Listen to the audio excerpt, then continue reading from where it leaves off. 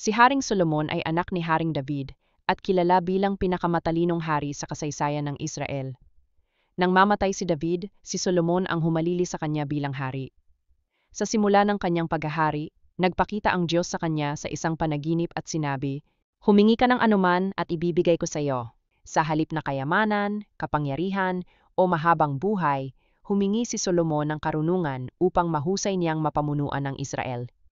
Nagustuhan ng Diyos ang kanyang kahilingan, kaya binigyan siya ng walang kapantay na karunungan, pati na rin ng kayamanan at karangalan na hindi pa nararanasan ng sino mang hari noon.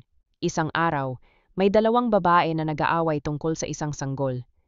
Pareho nilang sinasabing sila ang tunay na ina ng bata. Upang subukin kung sino ang nagsasabi ng totoo, iniutos ni Solomon, hatiin ang bata sa dalawa at bigyan ng bawat isa ng kalahati. Dahil dito, ang unang babae ay sumang-ayon, ngunit ang pangalawa ay agad na sumigaw, "Huwag, mahal na hari, huwag patayin ang sanggol, ibigay mo na lamang sa kanya ang bata."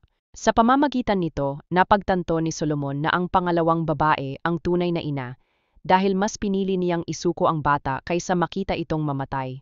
Kaya't ibinigay ni Solomon ang bata sa kanya, at humanga ang buong Israel sa kanyang karunungan. Dahil sa kanyang karunungan, naging maunlad ang Israel sa panahon ng kanyang paghahari. Dumalaw pa sa kanya ang reyna ng Sheba upang subukin ang kanyang karunungan, at namangha siya sa talino at kayamanan ni Solomon. Siya rin ang nagtayo ng templo ng Diyos sa Jerusalem, na naging pinakabanal na lugar para sa mga Israelita. Aral ng kwento, ang tunay na yaman ay nagmumula sa karunungan.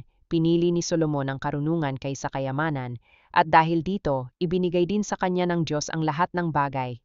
Ang karunungan ay hindi lamang tungkol sa talino kundi sa tamang pagpapasya. Ginamit ni Solomon ang talino niya upang maglingkod at gumawa ng makatarungang desisyon. Kapag inuuna natin ang Diyos, pagpapalain tayo sa lahat ng aspeto ng ating buhay. Dahil si Solomon ay humingi ng tamang bagay, ibinigay sa kanya ng Diyos ang higit pa sa kanyang hiningi. Ang kwento ni Haring Solomon ay isang magandang paalala na ang tunay na yaman ay hindi materyal na bagay, kundi ang karunungang ginagamit sa tamang paraan.